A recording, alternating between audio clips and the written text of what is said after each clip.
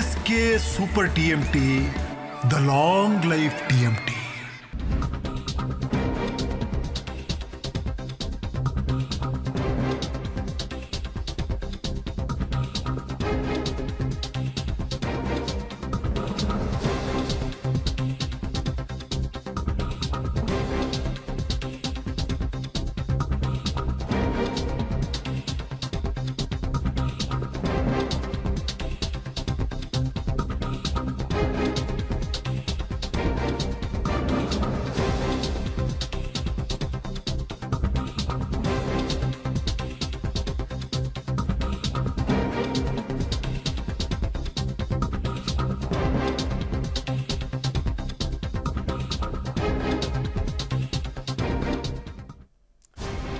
ನೋಡಿ, ಅತಿ ದೊಡ್ಡ ಡೆವಲಪ್ಮೆಂಟ್ಗೆ ಸಂಬಂಧಪಟ್ಟಂತೆ ಮಾಹಿತಿ ಸಿಗ್ತಾ ಇದೆ. ಧಾರವಾಡದ ಜಿಲ್ಲಾ ಪಂಚಾಯತ್ ಸದಸ್ಯ ಯೋಗೇಶ್ ಗೌಡ ಹತ್ಯೆ ಪ್ರಕರಣಕ್ಕೆ ಸಂಬಂಧಪಟ್ಟಂತೆ ಇವತ್ತು ತೀರ್ಪು ಪ್ರಕಟ ಆಗಬೇಕಾಗಿತ್ತು. ಆದರೆ ಅಂತಿಮ ತೀರ್ಪು ಏಪ್ರಿಲ್ 15ಕ್ಕೆ ಪ್ರಕಟ ಆಗುತ್ತೆ ಅನ್ನೋದರ ಮಾಹಿತಿ ಲಭ್ಯ ಆಗ್ತಾ ಇದೆ.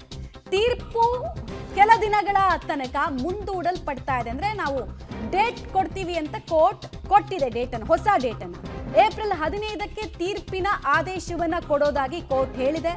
ವಿನಯ್ ಕುಲಕರ್ಣಿ ಸೇರಿ ಎಲ್ಲ 21 ಆರೋಪಿಗಳು ಕೂಡ ಇವತ್ತು ಹಾಜರಿದ್ರು. ಆದ್ರೆ ಪ್ರಕರಣದಲ್ಲಿ ವಿನಯ್ ಕುಲಕರ್ಣಿ ದೋಷಿನ ನಿರ್ದೋಷಿನ ಅನ್ನುವಂತಹ ಪ್ರಶ್ನೆಗೆ ಉತ್ತರ ಕಂಡುಕೊಳ್ಬೇಕಂದ್ರೆ ಇನ್ನೂ ಕೆಲ ದಿನಗಳ ಕಾಲ ಕಾಯ್ಬೇಕಾಗತ್ತೆ. ಆಲ್ಮೋಸ್ಟ್ 6 ದಿನಗಳ ವೇಟಿಂಗ್ ಪೀರಿಯಡ್ ಅನ್ನ ನಾವೆಲ್ಲ ನೋಡ್ಬೇಕಾಗತ್ತೆ. ಎಲ್ಲ ಅಂದುಕೊಂಡಂತೆ ಆಗಿದ್ದಿದ್ರೆ ಇವಾಗ ಈ ಎಕ್ಸಾಕ್ಟ್ ಮೂಮೆಂಟ್ಗೆ ನಾವು ತೀರ್ಪನ್ನ ಹೇಳಬೇಕಾಗಿತ್ತು. ಆದರೆ ಅಂತಿಮ ತೀರ್ಪಿನ ಆದೇಶವನ್ನ ಮುಂದೂಡಲ್ಪಡಲಾಗಿದೆ. ಇದಕ್ಕೆ ಟೆಕ್ನಿಕಲ್ ರೀಸನ್ಸ್ ಕೂಡ ಇರುತ್ತೆ. ಎರಡನೇದಾಗಿ ಈಗೇನೋ ಅಂತಿಮವಾಗಿ ಮತ್ತೊಂದು ರೈಟಿಂಗ್ ಅಲ್ಲಿ ವಾದ ಕೊಡ್ತಾರಾ ಅಂತ ಕೇಳಿದ್ರೆ ಇಲ್ಲ, ಅಂಥದ್ದೇನಿರಲ್ಲ. ಟೆಕ್ನಿಕಲ್ ರೀಸನ್ನ ಕಾರಣಕ್ಕೋಸ್ಕರ ಮುಂದೂಡಲ್ಪಟ್ಟಿರುತ್ತೆ. ಹೀಗಾಗಿ ಆರೋಪಿಗಳ ಎದೆಯಲ್ಲಿ ಢವಢವ ಇನ್ನೂ 6 ದಿನಗಳ ಕಾಲ ಹಾಗೆ ಕಂಟಿನ್ಯೂ ಆಗುತ್ತೆ. ರಾಜ್ಯಾದ್ಯಂತ ಸಂಚಲನ ಮೂಡಿಸಿದಂತಹ ಪ್ರಕರಣ ಯೋಗೇಶ್ ಗೌಡ ಕೊಲೆ ಪ್ರಕರಣ. ಇದರಲ್ಲಿ ಮಾಜಿ ಸಚಿವರ ಹೆಸರು ಅತಿ ದೊಡ್ಡದಾಗಿ ಕೇಳಿ ಬಂದಿತ್ತು.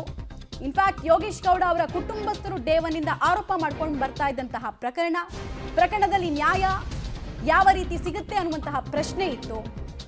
ಯಾಕಂದ್ರೆ ಆರೋಪಿಗಳು ನಮಗೆ ನ್ಯಾಯ ಸಿಗುತ್ತೆ ಅಂತಿದ್ರು, ಈ ಕಡೆಗೆ ಅನ್ಯಾಯಕ್ಕೆ ಒಳಗಾದವರು ಅನ್ನಲಾಗುವಂತಹ ಯೋಗೇಶ್ ಗೌಡ ಅವರ ಕುಟುಂಬಸ್ಥರು ಕೂಡ ನಮಗೆ ಅನ್ಯಾಯ ಆಗಿದೆ ಅಂತಿದ್ರು.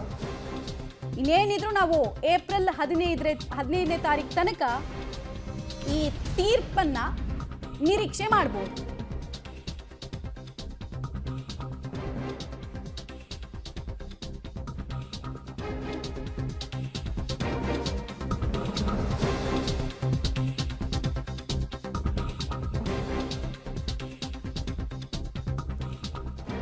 ಲ್ಯಾಂಡ್ಮಾರ್ಕ್ ಜಡ್ಜ್ಮೆಂಟ್ ನ ನಿರೀಕ್ಷೆಯಲ್ಲಿ ರಾಜ್ಯದ ಜನ ಇದ್ರು. ಆದ್ರೆ ಯೋಗೇಶ್ ಗೌಡ ಕೊಲೆ ಪ್ರಕರಣದ ತೀರ್ಪು ಏಪ್ರಿಲ್ 15ಕ್ಕೆ ಮುಂದೂಡಲ್ಪಟ್ಟಿದೆ. ಹೊಸ ಡೇಟ್ ಸಿಕ್ಕಿದೆ.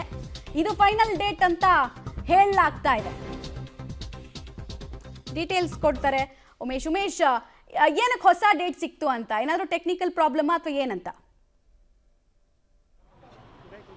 ಮಮತಾ, ಆ ಬಗ್ಗೆ ಇನ್ನಷ್ಟೇ ಗೊತ್ತಾಗಬೇಕಾಗಿದೆ. ಇವತ್ತು ಎಂದಿನಂತೆ 21 ಜನ ಆರೋಪಿಗಳು ಕೂಡ ಕೋರ್ಟ್ ಮುಂಭಾಗದಲ್ಲಿ ಬಂದಿರ್ತಾರೆ. ಯಾವಾಗ ನ್ಯಾಯಾಧೀಶರು ಪೀಠಕ್ಕೆ ಬಂದಂಥ ವೇಳೆಯಲ್ಲಿ ಎಲ್ಲರೂ ಬಂದಿದ್ದಾರೆ ಅನ್ನೋದು ಹಾಜರಿ ಪಡ್ಕೊಂಡ ನಂತರದಲ್ಲಿ ಏಕಾಏಕಿ ಏಪ್ರಿಲ್ 15ಕ್ಕೆ ತೀರ್ಪನ್ನು ಮುಂದೂಡಿಕೆ ಮಾಡಿರುವಂಥದ್ದು. ಯಾವ ಕಾರಣಕ್ಕೆ ಅನ್ನೋದ್ರ ಬಗ್ಗೆ ಇನ್ನೂ ಕೂಡ ಸ್ಪಷ್ಟತೆ ಇಲ್ಲ. ಕೆಲವೊಂದು ತಾಂತ್ರಿಕ ಕಾರಣಗಳಿರ್ಬೋದು ಅಥವಾ ಬೇರೆ ಏನು ರೀಸನ್ ಇದೆ ಅನ್ನೋದ್ರ ಬಗ್ಗೆ ಇನ್ನಷ್ಟೇ ಗೊತ್ತಾಗಬೇಕಾಗಿದೆ. ಈಗಾಗಲೇ ಇವತ್ತು ತೀರ್ಪು ಇತ್ತು ಅಂತೇಳಿ ಆರೋಪಿತ ಸ್ಥಾನದಲ್ಲಿರುವಂಥ ಶಾಸಕ ವಿನಯ್ ಕುಲಕರ್ಣಿ ಸೇರಿದಂತೆ ಎಲ್ಲರೂ ಕೂಡ ಹಾಜರಾಗಿದ್ದರು. ಹಾಜರಾದ ನಂತರದಲ್ಲಿ ಕಲಾಪ ಆರಂಭ ಆದ ನಂತರದಲ್ಲಿ ಯಾರೆಲ್ಲ ಬಂದಿದ್ದಾರೆ ಅಂತ ನೋಡ್ಕೊಂಡಂಥ ನ್ಯಾಯಾಧೀಶರು ಏಪ್ರಿಲ್ 15ಕ್ಕೆ ಮುಂದೂಡಿಕೆ ಮಾಡಿರುವಂಥದ್ದು. ಯಾವ ಕಾರಣಕ್ಕೆ ಅನ್ನೋದು ಗೊತ್ತಾಗಬೇಕಾಗಿದೆ.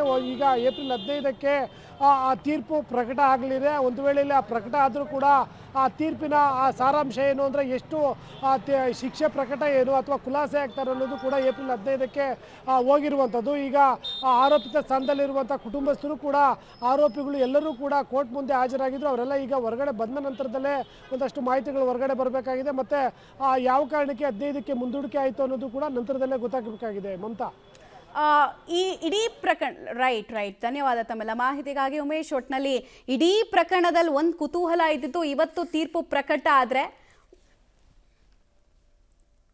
ಕುಲಕರ್ಣಿ ಅವರಿಗೆ ನಮ್ಮ ಜೊತೆಗಿದ್ದಾರೆ. ಸರ್, ಮೊದಲನೇದಾಗಿ ಆ ಕೇಸ್ಗೆ ಸಂಬಂಧಪಟ್ಟ ಒಂದು ಮಹತ್ವದ ತೀರ್ಪು ಇವತ್ತು. ತಾವು ಅದನ್ನು ಹೇಗೆ ನೋಡ್ತೀರಿ? ಯಾಕೆ ಈ ಕೇಸಿನ ಇಷ್ಟು ದಿನ ತಾವು ಏನಾಗಿದೆ ಅಂತ ನೋಡಿದ್ದೀರಿ, ತಾವು ಯಾವ ಒಂದು ಧೈರ್ಯದಲ್ಲಿದ್ದೀರಿ? ಇಲ್ಲ, ಅದರಲ್ಲಿ ನ್ಯಾಯಯುತವಾಗಿ ಇವತ್ತು ಕೋರ್ಟ್ ಮೇಲೆ ನಮ್ಮ ಭರವಸೆ ಇದೆ. ಆಮೇಲೆ ಕೇಸ್ನಲ್ಲಿ ಏನಿದೆ ಅನ್ನೋಂಥದ್ದು ಕೂಡ ಈಗಾಗಲೇ ಎಲ್ಲರೂ ಗಮನಿಸಿರ್ತಾರೆ. ಯಾಕಂದ್ರೆ ನ್ಯಾಯಯುತವಾದಂಥ ತೀರ್ಪು ಸಿಗುತ್ತೆ ಅನ್ನೋಂಥ ನಾನು ಭರವಸೆ ಇಟ್ಕೊಂಡಿದ್ದೀನಿ. ಆ ದೇವ್ರ ಮೇಲೆ ಭರವಸೆ ಇಟ್ಕೊಂಡಿದ್ದೀನಿ. ಸತ್ಯಕ್ಕೆ ಯಾವತ್ತು ಜಯ ಸಿಗುತ್ತೆ ಅನ್ನೋಂಥ ಭರವಸೆ ನನಗಿದೆ. ಪೊಲೀಸ್ ತನಿಖೆ ನಡೀತಾ ಇದ್ದಾಗ ಆದಂಥ ಬೆಳವಣಿಗೆ ಬೇರೆ, ಅನಂತರ CBI ತನಿಖೆ ಶುರುವಾದ ನಂತರ ಆದಂಥ ಬೆಳವಣಿಗೆ ಬೇರೆ. ಏನು ಅದೆಲ್ಲ ಕೋರ್ಟಲ್ಲಿ ಹೋಗಿ ತೀರ್ಪಾಗುತ್ತಲ್ಲ. ಕೋರ್ಟಲ್ಲಿ ಏನು ತೀರ್ಪಾಗುತ್ತೆ ಕಾಯೋಣ. ನೀವು ನೋಡ್ತೀರಿ, ನಾನು ನೋಡ್ತೀನಿ, ಎಲ್ಲರೂ ನೋಡೋಣ. ಯಾಕಂದ್ರೆ ಕೋರ್ಟಲ್ಲಿ ಇದ್ದಂಥ ವಿಚಾರದಲ್ಲಿ ನಾವು ಮಾಧ್ಯಮದ ಮುಂದೆ ಮಾತಾಡೋಂಥ ಸರಿಯಲ್ಲ. ಅದಕ್ಕೆ ಅದು ಕೋರ್ಟಲ್ಲಿ ಏನು ತೀರ್ಪಾಗುತ್ತೆ ಅದಕ್ಕೆ ನಾನು ಸರ್, ಒಂದು ಹಂತದಲ್ಲಿ ತಾವು ಒಂಚೂರು ರಾಜಕೀಯ ವಿಚಾರನ ಹೇಳಿದ್ರೆ, ಅಂದರೆ ಇಲ್ಲಿ ರಾಜಕೀಯ ಕಾರಣಕ್ಕೆ ಕೆಲವು ಡೆವಲಪ್ಮೆಂಟ್ ಆಯಿತು ಅಂತ. ಇಲ್ಲ, ಅದನ್ನ ನೋಡೋಣ. ಏನು ಕೋರ್ಟಲ್ಲಿ ಏನು ತೀರ್ಪಾಗತ್ತಲ್ಲ, ಕೋರ್ಟಲ್ಲಿ ಇದ್ದಾಗ ಯಾಕೆ ಮಾತಾಡೋದು? ಈಗ ನಾನೇನು ಮಾತಾಡೋಂಗಿಲ್ಲ, ಇದಕ್ಕೆ ಯಾವುದೂ ಪ್ರತಿಕ್ರಿಯೆ ಕೊಡೋಲ್ಲ. ಯಾಕಂದರೆ ಕೋರ್ಟಲ್ಲಿ ಇದ್ದಂಥ ಟೈಮಲ್ಲಿ ನಾವು ಮಾತಾಡೋದು ಕೂಡ ಸರಿಯಲ್ಲ. ತಾವು ಸತ್ಯ ಗೆಲ್ಲುತ್ತೆ ಅನ್ನುವಂಥ ಧೈರ್ಯದಲ್ಲಿದೆ. 100% ಸತ್ಯಕ್ಕೆ ಯಾವತ್ತು ಜಯ ಸಿಗುತ್ತೆ. ಜಯ ಸಿಗ್ಬೇಕಾದ್ರೆ ಸ್ವಲ್ಪ ಕಷ್ಟ ಆಗಿರ್ತೈತಿ, ಬಟ್ ಸತ್ಯಕ್ಕೆ ಜಯ ಸಿಗುತ್ತೆ ಅಂತ ಭರವಸೆ ನನಗೆಲ್ಲ ಇದೆ. ಓಕೆ, ಇದು ಶಾಸಕರಾಗಿರ್ತಕ್ಕಂಥ ವಿನಯ್ ಕುಲಕರ್ಣಿ ಅವರು ಹೇಳ್ತಾ ಇರುವಂಥ ಮಾತು. ಅಂದರೆ ಸತ್ಯಕ್ಕೆ ಜಯ ಸಿಗುತ್ತೆ, ಹಾಗಾಗಿ ಆ ಧೈರ್ಯದಲ್ಲಿ ನಾನಿದ್ದೀನಿ ಅನ್ನುವಂಥದ್ದು ಅವರ ಮಾತು. ಕ್ಯಾಮರಾ ಪರ್ಸನ್ ಮುನ್ರಾಜ್ ಜೊತೆ ಸುಖೇಶ್, ಪಬ್ಲಿಕ್ ಟಿವಿ, ಬೆಂಗಳೂರು.